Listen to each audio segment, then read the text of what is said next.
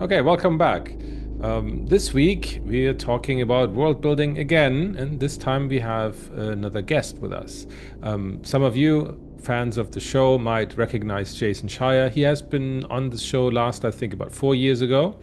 For those who don't know him, who hasn't seen the episode, Jason is a production designer, art director, concept artist, and instructor with a bachelor in science and animation from the Art Institute of California and experience in various prestigious studios like DreamWorks Animation, Warner Brothers, Walt Disney, and also worked, I think, with Netflix. He taught at institutions like Art Center College of Design. And some of the stuff he worked on, I think you might have seen stuff like Transformers 1, Ultraman Rising, Blue Eye Samurai, and also How to Train Your Dragon franchise. And I think he's working on the upcoming The Last Airbender. So that'll be one to look out for. Anyway, since it's been a couple of years, we kind of wanted to fill in that gap, and I'm sure a lot has happened. And anyway, what are you up to these days? And oh, by the way, welcome. I've been on quite a few shows since I last spoke with both of you. The first one, I wasn't allowed to say it at the time, but I was on Blue Eye Samurai for the adult animation that was released like just about 2 years ago now, almost three. And it was a pretty crazy learning experience for me, probably one of the harder shows that I've ever been on in my career.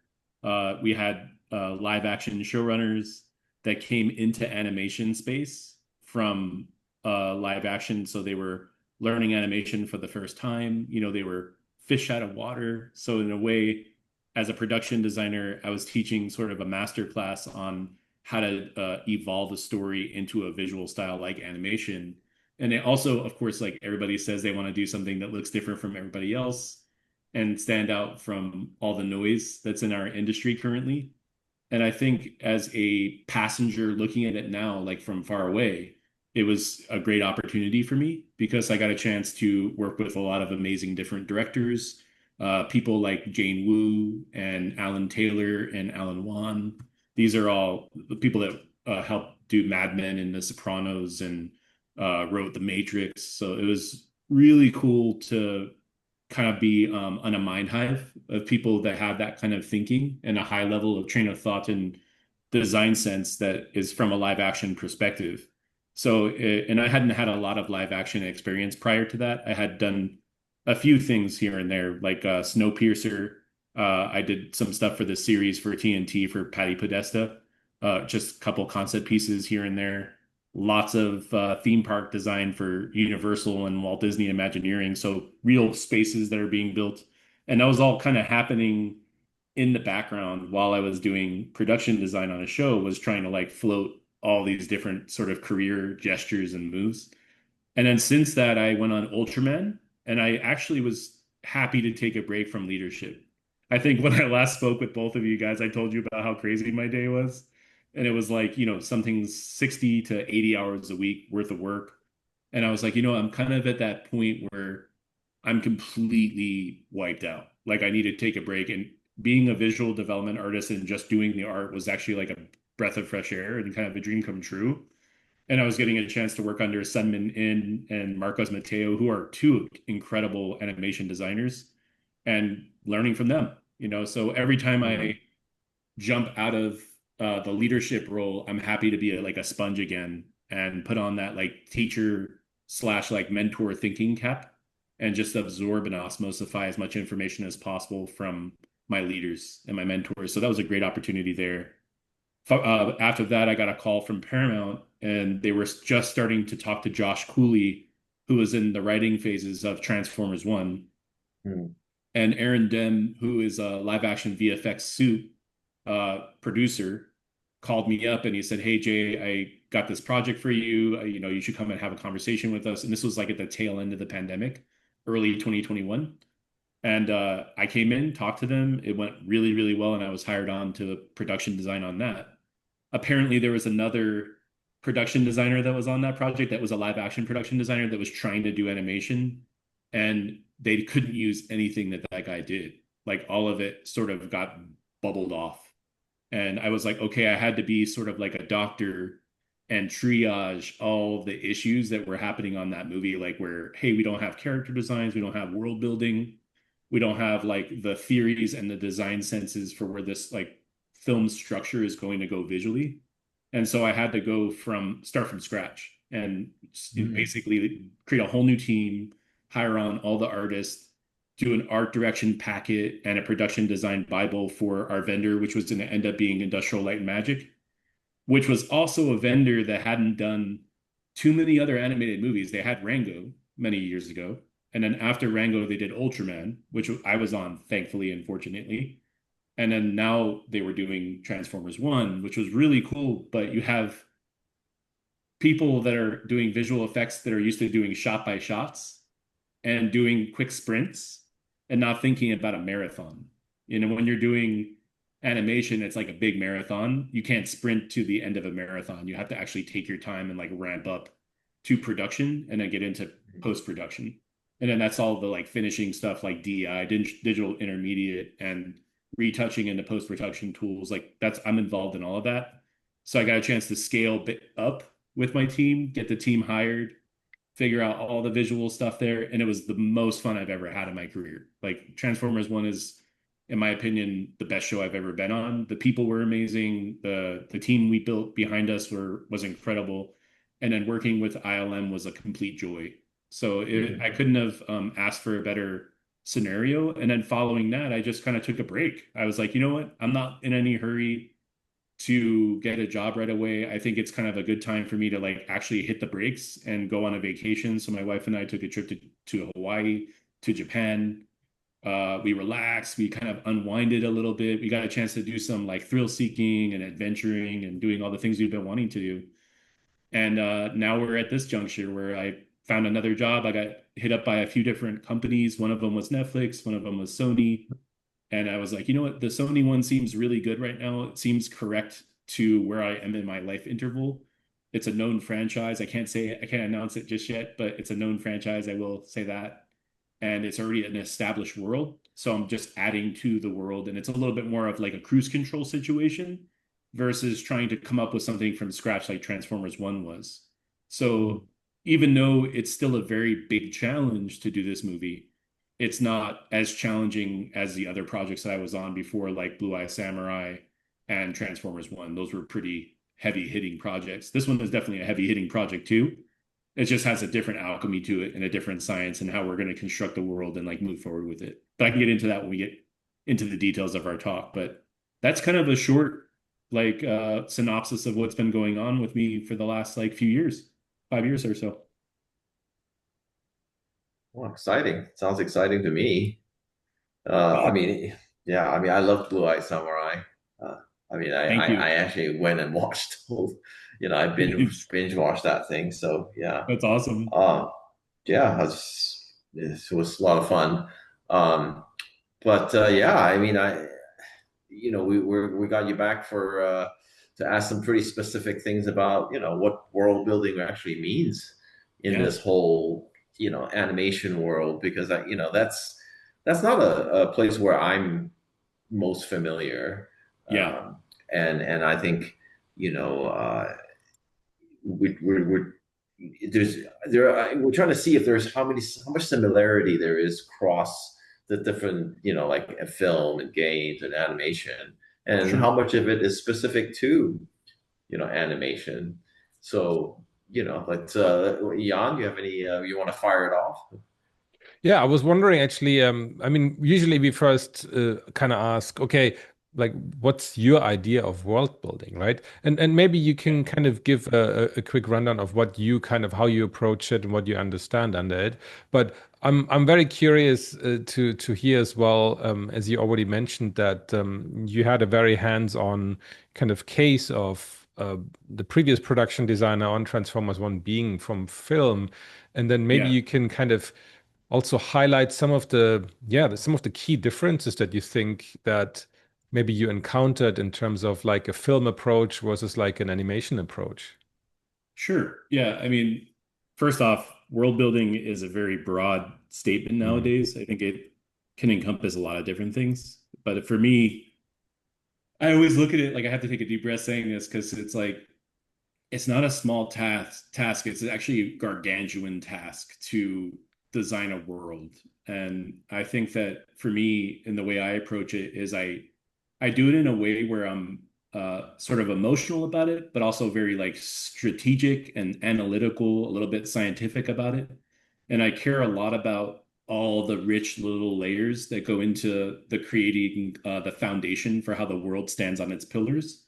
And a good example, like you just mentioned, Transformers 1, thankfully, that was a legacy project. That was a project that had like generations of lore that goes all the way back to the 80s. So, the first thing that you should do if you're trying to do a good job of good world building is learn everything you can. Like just become like a super sponge and think about like all the little creative avenues and shortcuts and places where people have mind mapped the psyche of that universe. And so it started with the 84 cartoon, it went through the movie, and people have seen the Transformers movie in the movie theaters. And then you had the cool sort of Michael Bay movies that came out that everybody knows and loves. And then you had your Bumblebee movie, and then you had Transformers 1. And thankfully, I had a chance to work with a person like Josh Cooley, who understands like the concept of world building and sort of what goes into it.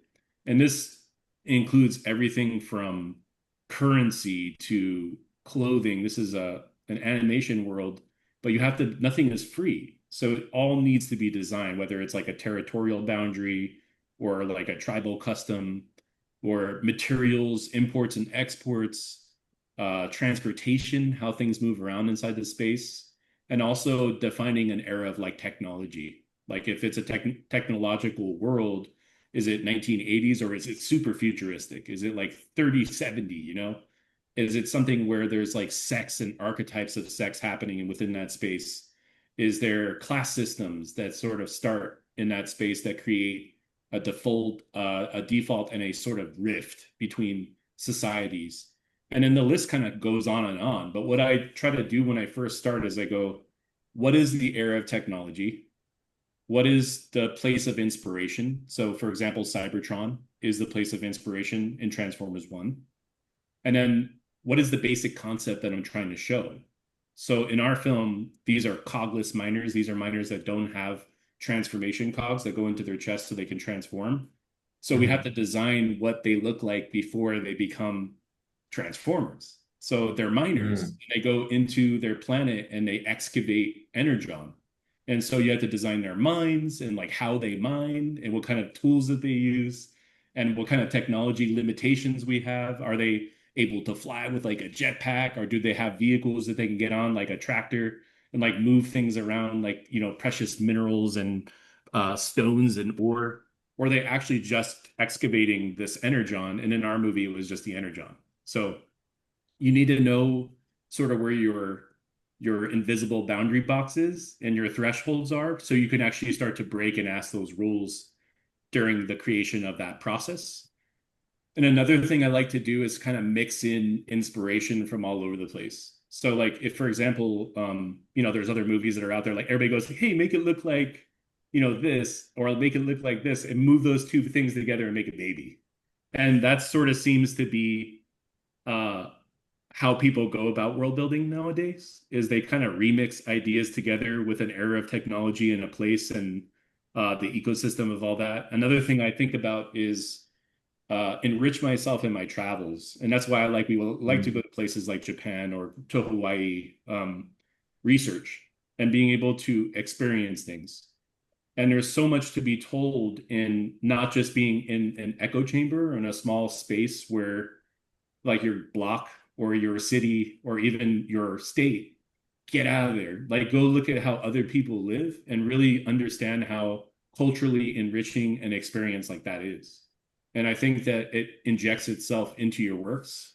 And I know in a lot of situations, especially with live action, because I've worked in live action projects, they need stuff sometimes done yesterday. You don't get the time to excavate ideas and promote more thought from something unless it's a big world building exercise like Avatar, where you're working for a company under an umbrella of James Cameron, like Lightstorm. You have a lot more time to create a world building scenario where you're actually creating cultures and getting very specific about the tools and like how these like two tribes are battling it out, or how the world is being infiltrated by humans, and being minerals are being mined on their planet, and so you're trying to protect your planet and stuff. So I'm trying to say there's a long way of saying that there's so many different top-down ways to look at this thing. And I always use this analogy with my team where a production designer is like a StarCraft top-down view, where you're like in the HUD and you bring in all your troops and you go, okay, this guy's really good at this. Like he's casted for just creating characters. And I have another person that's amazing at like surfacing and set breakdowns. So I'll have them do my surfacing and set breakdowns. And so we're doing these like huge broad spectrum overviews and we're looking at things from the inside out. And then we're creating a strong style that's influenced not only by the real world that we know and love, that has anchor points to relatability, but also like bringing in those cool influences from all over the place. And I love when directors are very specific, like, hey, I like this heads up display from The Last Starfighter. Let's use that inside the cockpit of this plane. Or I like that vehicle that was in Alien where they did a drop ship and then you're in there and it's attached to a bigger ship and then you fall. And there's like specific visual remixes that happen because there's been a lot of media that has existed before we get into our projects. And so I like to do that. I like to ask those questions, but also have like a huge library on my hard drives and in my mind. And I always think of those general overviews before I start the assignment of designing anything. Hopefully I'm not losing you guys. Are you guys still No, no, no. understanding? No, Okay. no, All no. good. Also, I think about like everything from like continents to civilizations, nations, cities, towns, like everything has to have an example. Like a good example actually of that is if you watch the opening sequence of Game of Thrones, there's this whole like cool title card sequence where like things are like building and like Mm. coming together and like gears and cogs and they form into how continents all fit together. I think world building is that. It's like the visual representation of how you build a world is like Yeah, the each literal part, world building, yeah. yeah, fits into those really cool specific cogs and beams and adjustments. And I think that a designer only focuses usually on small set pieces, props, characters, but a really good designer focuses on the whole world. And one of our greatest generation designers, I think, is Sid Mead, where Sid Mead would like, for example, Blade Runner, he was given the task to design a car, like a spinner or a traffic taxi, whatever it may be. But he's like, hey, let's put it in a background. Let's paint it into the world and tell a story. And so he's not just serving the purpose of the story, he's also creating a design that fits into that world. But the world has to fit into the story, and the story has to fit into the world. And emotionally, it has to be driven by the viewers and by the audiences and by the directors. So my job is to search deep inside my director's mind and ask the right questions, because you can be a really great production designer that's good at designing and good at like world building and stuff, but it's all about the desirable answers that you're seeking to make you great, that sets you apart from being a good production designer to a great production designer. And there's a very few like Dylan Coles out there, and like Robert Strombergs and people in the animation and live action world that understand that like all of these little pieces serve the greater aspect, which is always the narrative driven story, right? So for me, historical significance is really important, especially when I was working on a show like Blue Eye Samurai. We had to like hire historians. We had to hire people that are Mm. class experts in their craft so that we don't make a big boo-boo on the screen and say, hey, you wore a kimono in the Edo period, but it wasn't worn correctly, or you're wearing the wrong shoes or Geita sandals, or that you don't have the right dressing on the buildings or colors. And even things as such as pigments that were around at certain junctures of in medieval Japan didn't exist until 1700, and some existed in 1500, and you need to do your homework to know where you slide on that timeline. And I went as far as to contact historical advisors, like while I was on the show, and say, hey, I know you're probably busy right now, but I'm working on the show. I'm just looking for a little bit of advice. Does this feel correct to you? And then these historians would devote their time. They wouldn't even get paid. They were like, I want to help you because you're excited about this period and this opportunity to discover ancient Japan is the whole reason why I do my job. And so I'm happy to help you. And so, if you ask the right people and you creatively seek out the information and defining that information, you're going to get better at your job too. I think that's really important. But there's a lot of other elements of world building. I can get into them, but you have any questions from what I just explained? I mean, I'm just curious, like when you have you know, people obviously under you because you're supervising them as a production designer. Yeah. What do you look for when you're hiring somebody to sort of be an extension of you in terms of world building and environments? Yeah. Like, I mean, is there a specific, what is somebody's portfolio that excites you? Like, what do you like to see? I love people that think outside of the box, that do stuff that's not blending in with all the noise. I really enjoy a portfolio that shows the research, that gets under the hood a little bit and goes, hey, this is how I made the sausage. The sausage is just is beautiful at the end. It's a big bratwurst, but I don't know how the bratwurst was made. And if they could show you the steps of that sausage being made, I dig it. I really like when people are good thinkers. And also, believability in their design is important. I think there's a sense of stylization and realism that sometimes they don't work well together. Like you get people that do really good stylized stuff where it's like 2D flat, and then you get people that are ultra realistic, and they're both on different sides of the spectrum. It's very rare to meet a person that does it in the middle.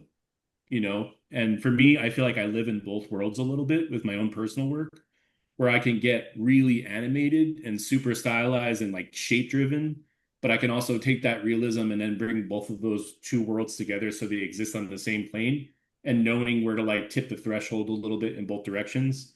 And I think that's about having that depth of understanding of design. And generally, like I always tell people, this is form follows function, but I think form follows emotion. If you make someone feel something for an image, whether it be in the lighting or the way that you handle your surfacing or your textures or the shapes or how all those elements work together, you've already created sort of a unique sense of physics and sort of cosmology or even a geography in your image that people believe, right? And I think culture is examined by the person who understands the culture. So you have to actually do the homework and do the math to understand how it all equates together. So I think I look for that. I look for people that don't just do one thing too, like not just like a fantasy designer or someone that does just Star Wars copycat stuff. I Mhm. really love when I see people that are versatile, have versatility, can wear multiple hats and tip them in different directions. Like I like to do animation, but I also really love going on like a hike and mountain climbing. And so I bring a little bit of what I love about the real world into my animated style. And so it's almost like you're layering in your dreams in your work. And I think that's important. It's especially important to me. I think I'm the most excited when I put a piece of myself into my work. And if I can see someone that's putting their thumbprint in there and saying, "Hey, I'm having a great time doing this. I'm having a blast. I love it." You could feel that energy come through their screen or through the paper, and you go, that person needs to have a job. They really care about this. They're putting their all into it, and I'm excited about bringing them on my team. Yeah, that's Cool. great. Yeah. For you, I wanted to ask, like, for you, is world building more like a top-down kind of thing? Is it like you need to just Yeah. execute the director's vision at the end of the day, or is it more like a bottoms up, like you don't really know yet what it's going to be like, and you need to be open to the ideas that the concept guys, the visual development guys give you, or is it even wider than that? Is it like really the whole team contributes to the world building, the set designers, the costume department, everything? Everybody's contributing, but there's got to be one person that they answer to. And I think being the PD is such a huge, crucial job because you're doing the art and you have to set the example that everybody else is going to follow. And I think that's the part that affects me the most is I want to do a great job. And whenever you're doing something, I do it with the desire to not only define the rules for the world, but also to give them inspiration. And I spoke with John Park about this years ago. John Park, I'm sure you guys are familiar with his work, and he's a teacher at Brainstorm, one of the co-founders. He always said to me that if you're an art director or a production designer, you need to inspire your team. You need to be the reason why they get up out of up every morning and get excited about the career and the craft. And it's like, whoa, that's a big responsibility. Like that's being a cheerleader, really. And also like part psychologist too. Not only being the person that's responsible for the visuals, but also like getting your own bullshit out of the way so that when you talk to your artist, you're being real with them and being empathetic to them and creating a space where they feel safe to create in. And I think that's like 99% of the job is about creating a space that they're stoked to be in. And not only that, but like giving them cool shit to work on too. Like you can't just trap them in these like same assignments all the time. I think like one of the things that I really prize myself on is I hired an art director that gets empathy and gets like being patient and kind with people. And I think that that's really a huge part and an aspect to why we succeed on a team is because we not only are we asking the right questions, but if we hear someone else like disrespecting, we go, "Hey man, let's talk. Like what happened? Like why are you being disrespectful?"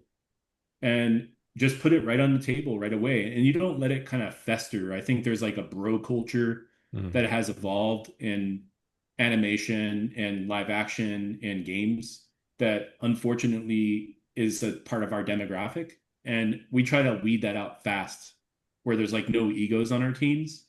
And I think that's one of the reasons why I really have lasted as long as I have as a PD is because I check all those egos at the door, including my own. Because as soon as you start to have an ego, you get slapped. People are like, damn, this guy's got a big point to prove, and I don't know why he's even talking right now. And so I think part of the Mm. task is the building blocks of the task is to be non-egotistical, to be a sharing person, to be creating a culture that's not just random, but a culture that has a bedrock to it that people can stand on and provide a degree of their own ideas into it. Because world building is also part of everybody's parts, the sum of all the parts of your team. Because everybody has a unique perspective, and the world is very much that way. If we walk into a city like tonight, you're going to see four different restaurants on the same street or five different restaurants on the same block. And you're going to see residential upstairs and people living upstairs, and they're decorating their homes in their own way. Even though the exterior facade all might be the same facade, inside they're creating their own unique little universes. And we all live within these microcosms of this macro world, right? And I think that's the really cool thing about what we do is we're all injecting new ideas, and then that growth sort of spawns itself. It's a good cancer, right? It's like you're injecting positivity and everybody wants to spread that positivity throughout, and it's a succession of positivity and resonance. And I think that's part of being a great leader and a person that when I hire someone, I want to hire someone that's better than me. I don't want a person that's as good as me. I want someone that's way better, that can draw characters really, really well, that could do keyframes exceptionally well, because I don't have the time to do that anymore. And when I do make time to do it, I just do the best I possibly can. But I remember when I used to have the whole week to work on one image. Now I have a day to Mm. do an image. So the times are just Mm. getting tighter and tighter and tighter, but I'm still able to control it, but with other people's hands.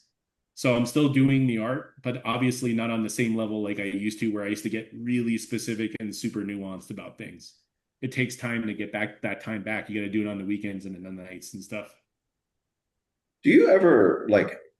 I mean, because you were talking about like how on Transformers, you came in and it was it had been started with a different people from film. I mean, do Yeah, you ever hire people who are from film, or does it yeah. not matter, or games for that matter? Does it I matter? prefer it. I sometimes Hmm. prefer getting But people what that if have a because they've they've done Yeah. so much live action stuff that they haven't really done any. Like, I'll just speak for me as an example because I did do animated films back with Image Movers on Disney, but like Yeah. I haven't done animation since then, and Yeah. I don't know. I mean, I don't know how I could even like my stuff is just looks very real and Yeah. cinematic in that sense that I don't know how I could what use I could be to an animation project, and I wonder if that's something that when you look at people, you're like they may be a really good artist, but Yeah. they haven't done anything with that look. Does that matter for you? Or For me, it doesn't because, I hire students. I hire people that are right out of school, or I hire people that jump across from different trades. And I think it's actually really refreshing to hear that because when you say cinematic, we think cinematically. Animation, we're the same exact way. The vocabulary might differ slightly from one thing to the other, but if you're working on a Marvel movie, it's mostly animated. It's a VFX driven film with live action plates and live action footage. But then most of those characters like Groot and the raccoon character and all those characters, they're freak Rocket, they're all fully animated and designed to integrate into those worlds. And so I still think that there's an absolute need for people to have that skill set. And I think that you're selling yourself short a little bit because you can cross pollinate from one idea to the next in animation all the way to live action. I think all of these, that's one of the things that there's this invisible border that I feel like artists create for themselves because they hear that animation is a certain way or, games are a certain way. None of that is true. It's all limitations within your own mind. And if Hmm. you break that limitation, you'll exceed that boundary as far as possible. The sky is literally the limit. And I was very excited about working in animation because there are a lot of people that still use their hands to draw, like they're in their sketchbooks and drawing and playing with shapes. And I get excited Hmm. by that, and that's why I lived in this world more than I do in a live action world. I think because you get more time to really develop and grow. Hmm. So, I would rather be in the marathon situation than in the quick sprint. And so Hmm. I will reserve myself for longer for the projects that come along that say, hey, Jason, we really need this like really detailed expertise to help craft the history behind this space. And, there's a lot of time that goes into these spaces where, it's not just culture, but it's creating a fictional world that people can stand behind. If it's fictional, it should feel real. It should have Hmm. the feeling of like whatever civilization or ecosystem is affecting it infused into the geography, and all those elements should work hand in hand. I really like this idea. There's things about technology and how technological advancements sort of dictate how our world evolves. And a good example is like when we were talking about this stuff a long time ago, there's NFTs and now there's AI. And I really feel like AI is lacking what the point of view of a human can do. Like you could type in generally the same like prompt, and you get the same output almost every time because it's limited in how many databases it can sort of transmit from or adjust to. But if you're creating something, there's no limit. Your point of view is your limitation. And so I think people that are really strong designers can do such a better job of like really developing these worlds and art direct them too, as well. You can't tell a computer to do all the color correction and the finaling on a DI shot like you do for a film. It won't work. You have to You sit can, down. but It I doesn't don't work. know what We've it's we've going to look tried it. like. We've tried it. The Da Vinci has AI tools in it, and it never does the auto color and the auto corrections correctly. You could store your last move and then kind of build off of that. When you're doing a DI like Lightroom, when you're doing post processing in Lightroom, you could save all your last adjustments, but it's never going to be like the new shot that you're looking at, the new plate that you're taking. And when I talk about like fine tuning art direction, it's like making sure that character pops against that background, making sure those mats are all working, whether it's like a color split or a background to a split on an atmosphere. Like there's so many things that you need to do to get that stuff to sit in the right frame. Yeah, we were talking about, if it was me, right? But I would still say that, if you, let's say you were working on Spider-Verse, right? Mhm. I mean, even Blue-Eyed Samurai, right? I mean, it's very sort of more animation style looking. And Yeah. if I came in with my, like like the way I render stuff, um, wouldn't that, wouldn't you be like, oh man, I mean, that's not going to fit in our world. I mean, you No, I know. would work with you and I would take my time to Mm, explain the rules. And because you understand foundation drawing and painting and lighting and design, it's not hard to explain proportion. It's not hard to explain color theory if mm, you want to push things in a little bit more of a stylized way. mm, And the characters really were the big standout stuff in Blue Eye, if you're using that as an example, where it's a mm, lot more like anime. You know, if you're looking mm, at an anime movie or anime character, they have those kind of proportions where you're exaggerating the heroic proportions where the heads mm, are mm, tiny and the bodies are a little longer and taller. And then if you're looking at the world, like the bottom level is kind of more realistic and identifiable, and then like the roof lines were pushed, we pushed the proportions of the roofs almost like 60% so that it just feels grander and taller and more mm, exciting. mm, mm, And then when we wanted people to feel like, a good example is the nightjar in episode 4, when we went into the brothel, we brought the walls down like right over the characters' heads to make them feel claustrophobia, the feeling of you can't escape. And it's mm, also, the nightjar was actually a bird, and so all the rooms were painted to look and reflect the bird's thematics. And so mm, I hired artists that were illustrators to hand paint the background plates of each wall inside the rooms. And we even had a room called the Nest where Mizu confronts Madame, and she goes like head to head with her, and they're talking over like an incense. And the room is composed with all these beautiful branches sort of like wrapping around her, and that's the feeling of being in a nest. So I was mm, constantly looking at ways to like visually excite the viewer, but also trap the viewer and make them feel like they're being safe, put in a safe space, but also they can be killed at any point. And so there's these all these little tight, narrow mm, contraction and release spaces in there, just like a real brothel in the Edo period. They were almost like medieval palaces or mazes, where you're hiding and you're sort of sneaking around behind back walls. All of those things I had to think about. And it came from looking at a lot of different movies like Lady Snowblood and, even Zatoichi, like a lot of the like blind swordsman movies, because there were characters in there that reflected live action. And you mm, would understand that because I would give you examples and say, hey, look at this frame from Lady Snowblood where she's walking through the snow and these guys come and they have a duel with her. We have these tight walls on the right hand side. And so I would say it would look like something else, but let's make it more culturally accurate. mm, Let's mm, find a mm. way to make this more exciting. Let's up the visuals. But if you really look at Wow. Blue Eye Samurai, it's like it's freaking Kill Bill. That's the whole concept of Mm, the yeah, show. yeah. Yeah. Yeah, I mean, so basically for a lot of people out there, it's not about what specific skill that you have, but it's more about in general, if you have the applicable skills, Yes. that you're looking for, you don't have to be an animation expert. You'll still hire that person and say, hey, look, I love your stuff, so I will help you Absolutely. get there because it's important to, Yep. to have that. Yeah, okay, great. I mean, I think it's great to know that because I mean, Yeah.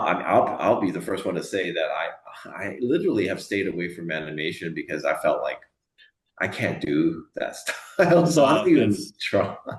I hired Naomi Baker, who's working at Marvel now. She was my Right. first hire Oh. on the show as designer for Mizu. And we had her come in and she had never done any animation stuff before. She was working on Ghost of Tsushima in games at the I time. see. Yeah, yeah, And I yeah, pulled her out of Sucker Punch and had her work with me. And then I brought in Wayne Johnson, who was an illustrator, never touched animation in his life. And I said, hey, I want you guys to be my character designers. I wanted people that had never touched animation to design characters. And then I brought in a person that was a lead animator at another studio, a layout guy that helped us with wrangling all their ideas together so they're executable into the show. So it's about surrounding people with the right people in order for their ideas to be made. Mm. And a lot of that comes from turnarounds like character turns or like a world building elevation exercise where you do like a city block and you design the whole front facade of the city block and you get that vetted by the showrunners or the director, whoever it may be. And then you have a 3D specialist come in and like build all that stuff out, surface it, Mm.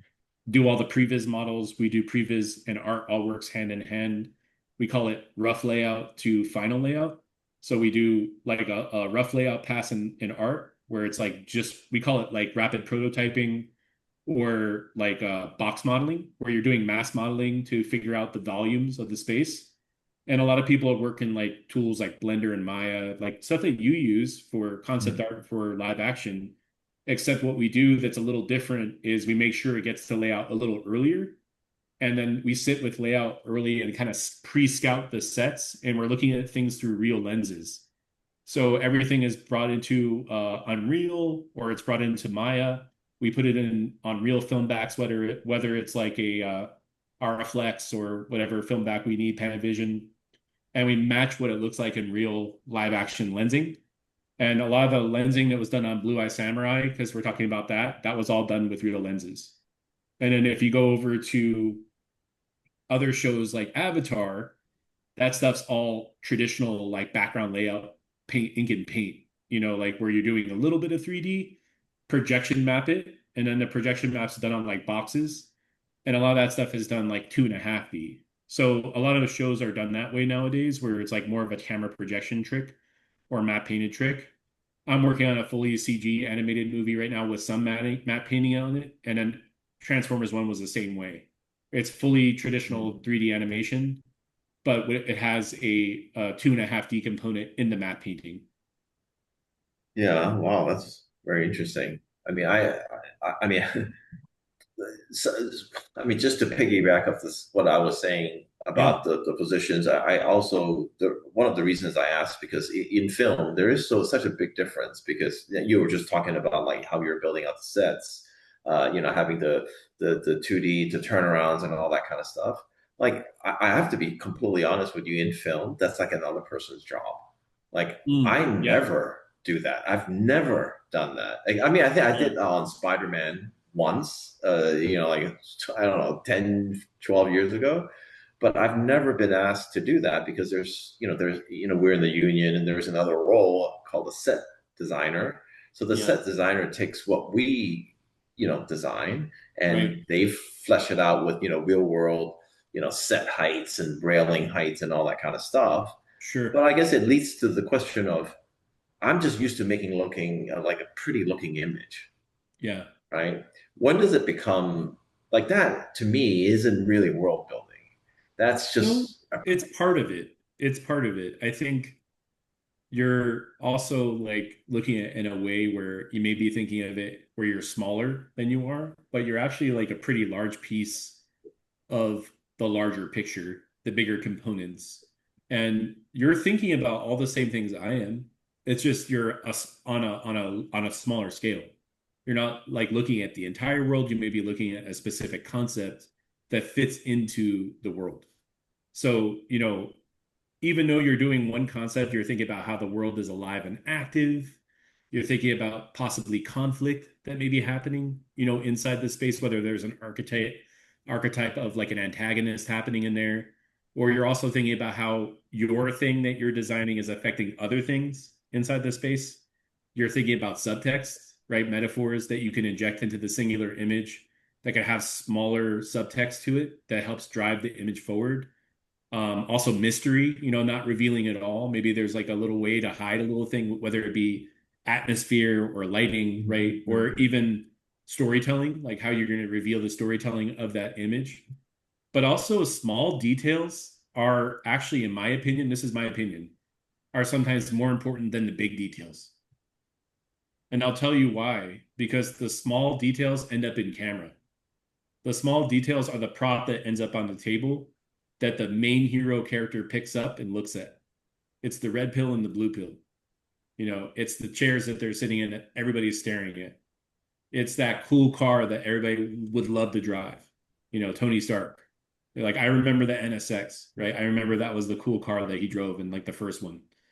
And I really love that as designers, when we're designing a world, we're trying to find a way to inject whatever the coolest, more unique pop culture is at that specific juncture in time. Or we're trying to pitch ideas back to our director.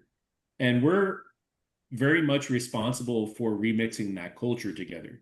We're responsible with creating an action and a dialogue, not only with ourselves, but with our directors and with the story that we're trying to tell. We're also setting rules too. Like, I think that, don't you feel that? Like, when you're designing a piece, you're creating some rules as well, because a director or a production designer or an art director is going to see that. Even a craftsperson or someone that's even in the background will be like, hey, we can use this somewhere else. Like, you're creating an image that's going to inspire other people's images. So Yeah, it's yeah. very critical. No, I think you're right. I mean, I have this beef, that, a lot of times, Yeah. it's just a lot of, like lens flares and, and I'm completely guilty of it. Yeah. And because I made I was doing that. And yes, as I progress, I tried to pay more attention to what building this world is, but, there just wasn't enough time to really think of Yeah. building a city, how 50 architects would build different buildings, and just no one city is built by one architect. Yeah. So there was not enough time. But then I ended up doing a lot of photo bashing and this and that, and it just turned True. out to be one spiky building after another. And Yeah. I was guilty of just this grandiose image that you would see and go, wow, that looks cool, but in the Yeah. bottom of it there wasn't a lot of thought, and that was Right. okay. Yeah. So, I think for me, I always just be like, well, be a little bit more aware, of what your story you're trying to tell here. Yeah. But I mean, I totally agree with you. But I also that's the impetus to why I brought that up, because I feel like I've been doing a lot, and Yeah. it's yeah, but the nature of the job is, you got to have sketches in 2 days, and Yeah. your painting needs to be done in three, and you're kind of going, oh crap, what did I do here? And so everybody's regurgitating, Calatrava, or Yeah. Hadid, or whatever person they can find to stick it in there, and then it becomes this good looking image because they can finish the image. Let They're me ask you something. When you're getting a launch from a production designer, are they hiring you for your take, or are they asking you to be an extension of their department? Do they care? Well, Do I'd they say care nine about times that? out of ten is being their hand.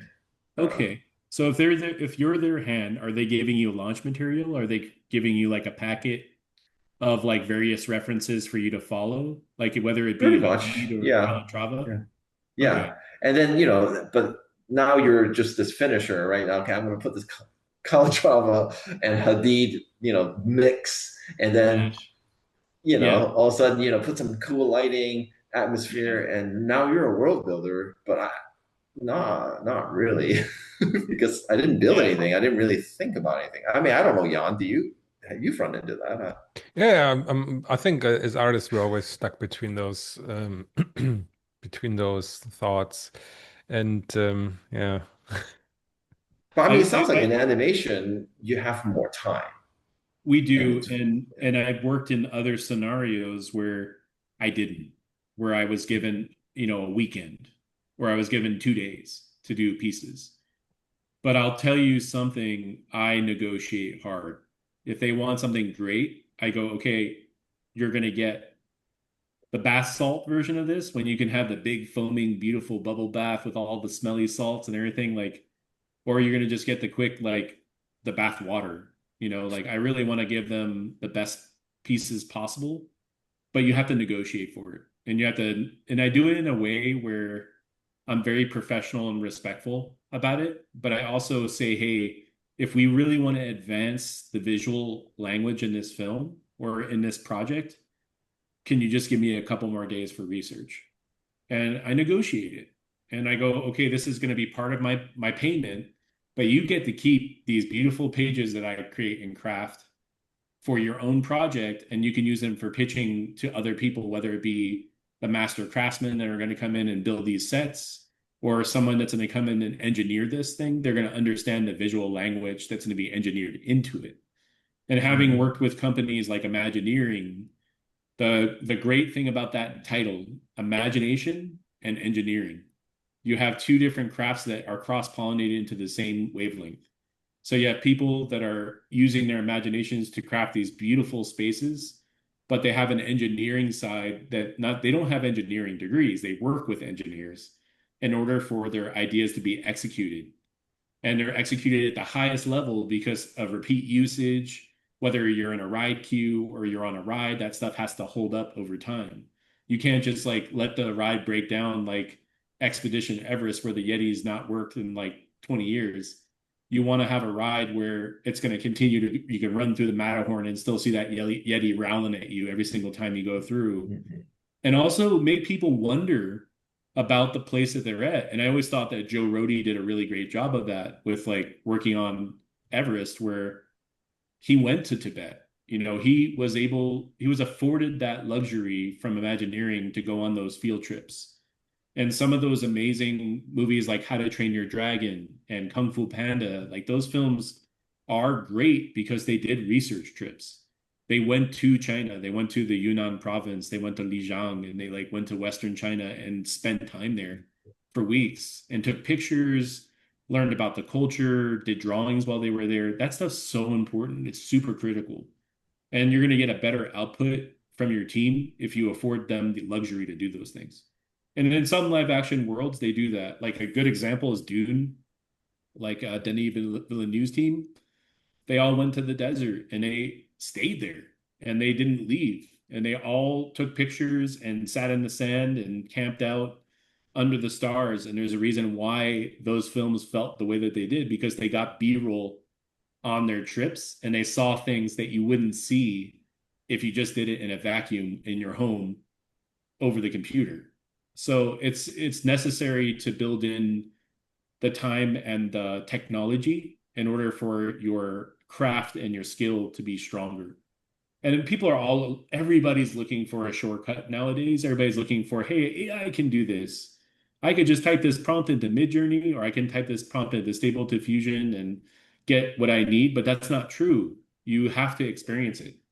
You have to go to those specific areas and you have to live within that society, whether there's like a past war that was there, or a good example is like if you go to Star Trek, right, and you look at the Romulans, you can see that a lot of their design is a resemblance of ancient Rome, right? Where a relationships between societies where, you know, Vietnam is a good example, right? Like if you go to Saigon, it's a young city now. A lot of the people that were around during the Vietnam War have either perished or they've all kind of like passed on their lineage and their tradition to the younger people.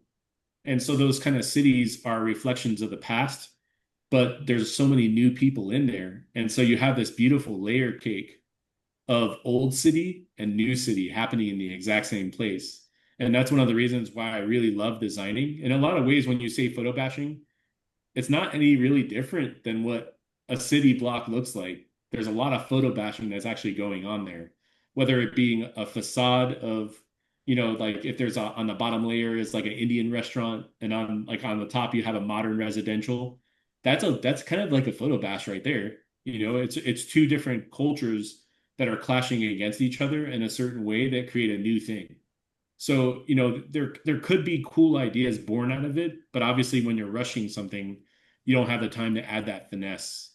And I think that that's where we stand out as designers, is when we have that little extra time to really subtly work in that finesse and that level of detail where we can really flex on what we know. Well, I've asked a lot of questions, Jan. Yeah, Yeah. I'm just listening to the conversation here. I was wondering. I mean, we talked about a lot of different kind of elements of what makes up a rich world and everything. But I was wondering, like, so at the end of the day, like, what do you think really makes like a made up world like stick with an audience? I think we talked about this like layering. We talked about that like you just said, the crew, the people who make it, actually experience like some version of what they're trying to conjure up. Yeah. You also talked about like the emotional, like the emotion factor, what you can make people feel with your images, right? But I was wondering, Yes. like, I mean, I think I can think of some examples where like I don't know, either the world was very rich in a movie, for example, but I don't know, like if you really ask me about it, I don't really remember much. Whereas like on the other hand, like, oh, this movie was like so like emotionally involving and engaging, but I don't remember anything about the world. So I was wondering, like for you at the end of the day, like what makes something really stick and memorable? Yeah, I think that's a great question. For me, I have like my 10 pole North Star movies that I love. Hmm. Uh, One of them is Behind You, Blade Runner. Yeah. I absolutely love that film. But I love Dune, all the Miyazaki movies. Like Hmm. if you look at Nausicaa, Valley of the Wind, or Neighbor Totoro, ridiculous world building in those movies because they're all based on real places. Those are all based on experiences that people have had, and then they're trying to find a way to infuse a ideology or a culture into it. Game of Thrones, we were talking about Game of Thrones earlier, Lord of the Rings, uh, Aliens. Like I love the world of Aliens and everything that brings Predator is awesome. Pan's Labyrinth, all the Guillermo del Toro stuff is freaking ridiculous. I love even Cabinet of Curiosities and all the shows he's been doing, like really, really, really beautiful world building. Hellboy, Magnola's World. Uh, I just love when people take time to craft things around elements that we know and love. And what resonates with me the most, like I grew up on Jim Henson, Dark Crystal, Labyrinth, Muppets, all those really cool exercises on Brian Froud's world that were done, especially on the Dark Crystal. But it's like I can close my eyes and still see like what Tim Burton did. When I was a kid, I remember seeing like Edward Scissorhands and like going, oh my God, like that guy can live down the street because it was in the suburbs. But it was in this like, it was done in this way, almost like where Wes Anderson plays with you a little bit, where Hmm. there's like limited color palettes and everything has like, it teeters on the edge of almost feeling like animation, but it's live action. I think those are the kind of movies that really stood out to me. I also like weird shit too. Like I like stuff that's a little dark, like a folklore. I really like Never Ending Story, even though it's like traumatizing to see Artax, go, sinking into the Hmm. swamps and Atreyu like getting losing his best friend. Like I that traumatized me, but it also stayed with me because I was emotionally connected to the characters and I was emotionally connected to the peril that was going on with like the darkness coming and invading the world. And so a lot of times, sometimes loss or things that are triggering, like Ghostbusters is a great example. We all know that like they're like exterminator plumbers, right? They're capturing ghosts and they're putting them in this chamber and they're protecting this chamber with all their hearts and their mights. And they're in a city that we all know and love, New York City, the big city, the Big Apple. And then you take things that are iconic in their world, like the Stay Puft Marshmallow Man and gargoyles and all these really cool things that people already know. And you're creating these anchor points that people will believe. So if you create a world that has believability to it, like you can almost like reach out and touch the elements that are inside, you've already done your job as a world builder. Because people will go, oh, damn, like that movie was fucking fun. Like I really love that scene because I remember this, this, and this. You're giving them things to take away with them to talk about. Back to the Future. One of the greatest intros in film history is Back to the Future. Mm. There's no text, nothing. You're just watching a scene unfurl with all these beautiful pieces of set dressing, and you already know about half of the movie just by the first 5 minutes of it. And it's just really smart set dressing, really smart art direction, and you care a lot about the doc. You care a lot about Marty and his family, and you're invested, and you go on a ride with him for 5 movies, you know? Right. And that's the thing that's really wonderful and special about places that have sequels and repeatability to them. It's because people are familiar. They love it. They want more of it. And I think that's the reason why there's not a lot of new IPs being generated right now, because people want the familiar. People are Hmm. comfortable with the familiar. But when they see a movie that stands out like K-pop Demon Hunter, that's when they go, "Hey, I want more of those." So you need to make something where there's like a big, huge earthquake, and everybody's like, "Damn, that's a cool franchise. Like, how do I see more of that?" You know what I mean? I got a It's, question when mm, you say sorry. that. Yeah. Sorry, Jan. How do you apply that to say like, Transformers, Cybertron when it's, Yeah, because you're talking about things you can real world things you can identify with and remember, but yeah. when it comes to sci-fi or like really high sci-fi, that's when I think a lot of world building can crumble a little bit because you have to start from, it's like building blocks to make an environment feel real. But now Yeah. in a sci-fi way, you have to really come up with how, like, did you run into any of that, like say on Transformers or? I had so much fun because the first thing that I asked my director was, why are we doing this movie to begin with? Like, what's so important about telling the story? How is this different from all the other Transformers? And it was the first time that we're actually seeing Transformers before they're Transformers. It's the Mhm. first time we're actually seeing their home planet before it goes to war. So you're getting there's an old episode years ago called War Dawn, where you see Orion Pax before he becomes the Optimus Prime that we all know and love. But he's just like a simple miner, like a dork, dude, and he's just like mining out, and there was nothing really more than that.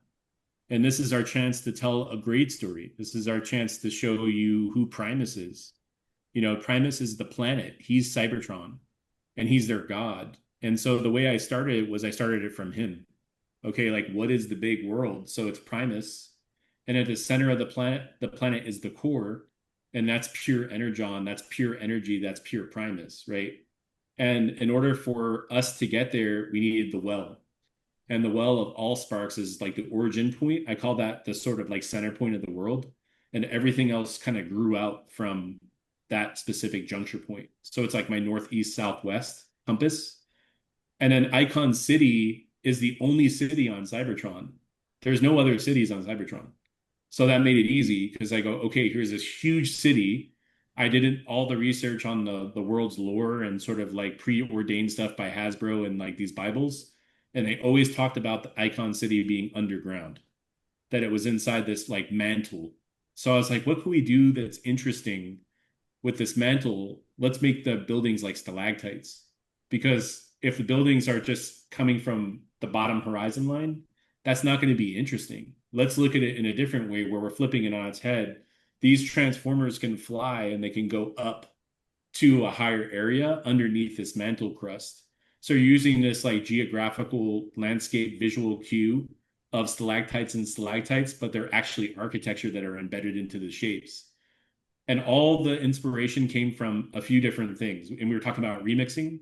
So the first one was tech, and we called that tech deco, where we took art deco and we put cassette futurism and we put those two ideas together and we made a baby called tech deco. So there was art deco and technology mixing together. And those are the two ideas remixed together, right? In order to come up with the overall city design. And then I asked my director, I said, are we ever going to see buildings transforming? And at one point, we did kind of research it and started testing it out, and it became too busy. We started to look at the buildings transforming instead of the characters transforming. So my director set a rule and he said, hey, we're not going to have any of those characters, being a fight static versus like, movement kinetic. Let's let those be static. And when we get to the surface, when these miners see the surface for the first time, we'll have that transform. And I'm like, I love that because it feels like these exterior silhouettes. We were looking at Maurice Noble, like a classic 2D background painter from like the Looney Tunes days. He just had these really beautiful sort of like primitive shapes that were in these diagonals that just had this energy to them. And we use that as our sort of like launching point for how we designed our world. And it stayed iconic, because we had something that we loved. We all had it as our North Star. We married to it at the very beginning and we ran with it. And then we had this like amazing chamber, which we called the Mouth of Unicron, where we see all the primes. And these are these primes that died in this great war. And amongst these primes is the only last standing prime, which is Alpha Trion. And Alpha Trion is like the beacon because he's remembered everything that's happened to the primes and how Sentinel betrayed the primes and basically took their power. This is amazing stuff. Like, so we had all this like great storytelling that evolved with the story, and I was able to dig in super deep and build these sets out. And every single set that's in that film was built by my art department. If it wasn't built by me, it was built by somebody in my art department, or it started with me in a 3D sketch with some paintings, and then they would take those 2D paintings and 3D sketches and then finish them out for me. And a lot of times I'm usually the first look at something just to make sure that it's feeling right. If we don't have the time, I trust my senior designers to do those things, especially Mm, like big set breakdowns. cool. Interesting. Does that make Yeah. sense? Yeah. Yeah. No, no, I was gonna go a bit into what you just said for your previous answer.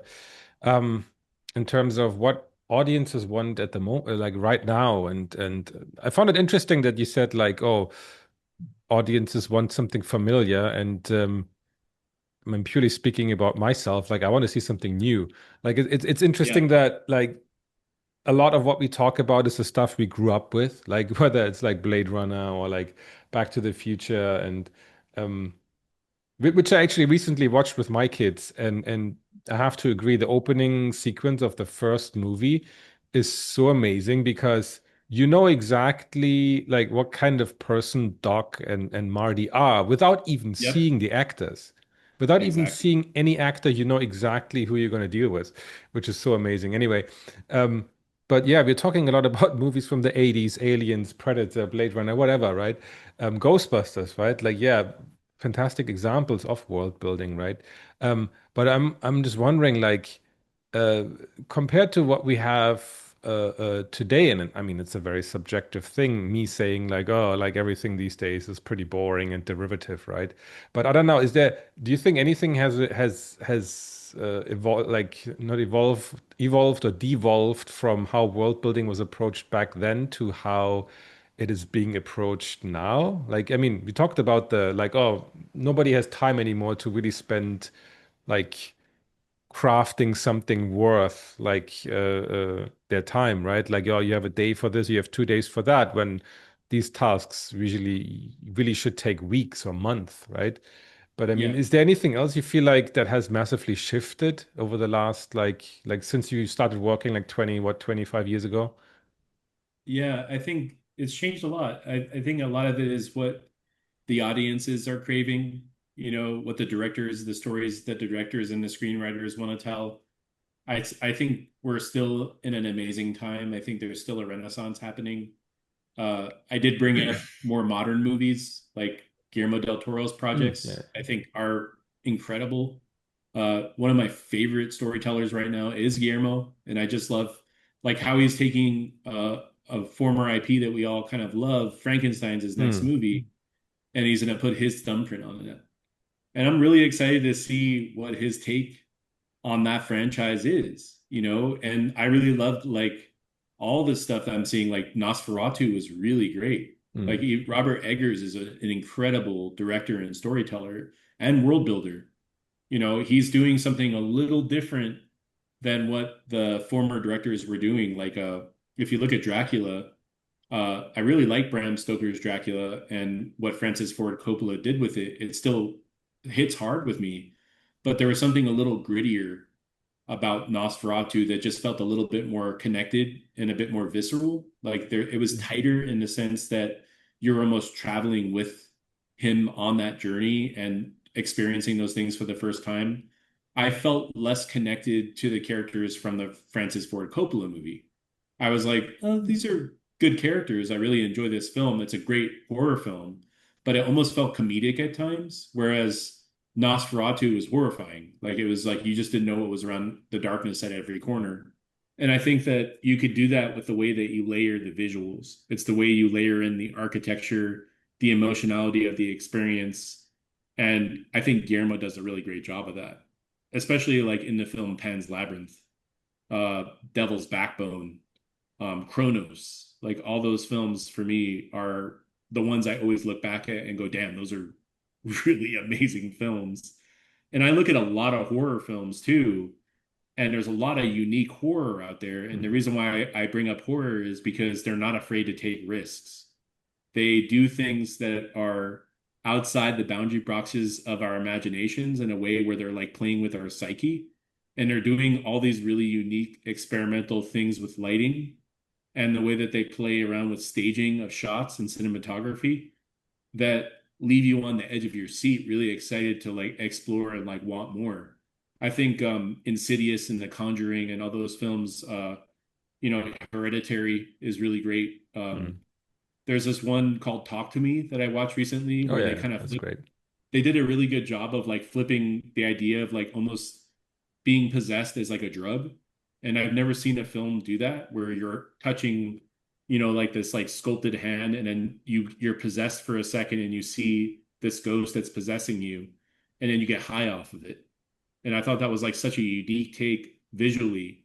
And at the very end of the movie, like when you light the candle when she's dead, spoiler alert, you see how they come into that world where you have this like flame on the table and then they turn the flame off and she goes back into the death and this abyss of it. I always like dark shit. Like I Mm. love Mm. Jacob's Ladder Mm, and that's a great one.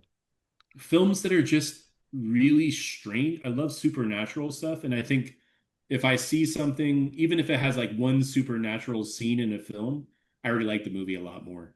Yeah, exactly. There's this film that's kind of a little of a slow burn called Personal Shopper. I don't know if anybody's ever seen it, but the movie is just based about this woman that's in France and she's shopping for her boss, but she just recently went through a loss. She lost her brother, and she's kind of on the edge of her, her life threshold, like whether she should stay or not, and she's looking for her brother. And you see all these like supernatural things start to happen around her, but they're very minuscule and they weave their way into her life in a very small, tiny way, but it's super interesting. And I love stuff like that where you're almost like teetering on the edge of being in reality, but there's this like weird thread of something a little different and off skew. So there's a lot of really good stuff. Mm. I go and see whatever new movie people recommend to me all the time. I think it's really important to be Yeah. on the latest and greatest of what film has to Oh offer. yeah, definitely. I just posted about how what a great year for horror actually this year is. Like it's So good. unbelievable the variety that we've already had and only half a year's over. Like I mean, Weapons was fantastic. I still have The to see it. That's one Oh is man. amazing. The new movie of the director duo who did Talk to Me, Bring Her Back, Yeah. is also amazing. I can highly I had that on recommend my that. list too. Yeah. Yeah, and Together was amazing. And Substance, Okay. like You, we're getting like a renaissance of Substance like is body great. horror again. So Yeah. it's very interesting. Yeah. you Anyway, guys will never catch me at a horror movie. really? Oh, I Like love horror that movies. shit scares me. I'm sorry to, like I don't mind admitting it, but man, like I'm the biggest wimp when it comes to horror. I just I'm like, why pay to scare yourself? Like I'm not doing that. Yeah. I like watching stuff with like happy endings and stuff. So me and Jan are like opposed. Yeah. I get that too. I mean, we already have enough horror with what's going on in Yeah, our okay. world right Fair now, enough. and Well, there's that's no not gonna need to start like, with that. no, no, we're not going to start into that, but we already do, and some people will choose to look at the bright side of things, which I totally respect as well. So that's fair.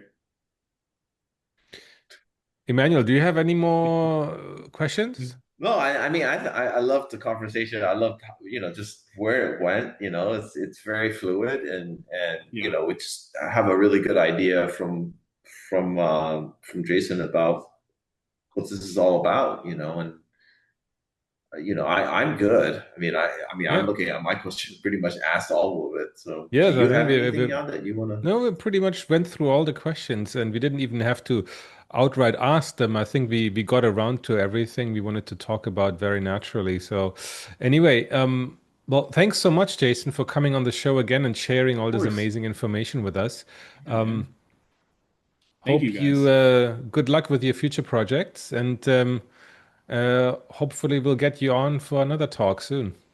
I'd love that. Yeah, anytime you guys want to have me back, just ping me. I'm always happy to join and or just want to catch up in general. Yeah. I know Thank you so much. I have a horror buddy to talk to as well. So we should definitely talk about stuff. Exactly. Cool. Just don't call Okay. me.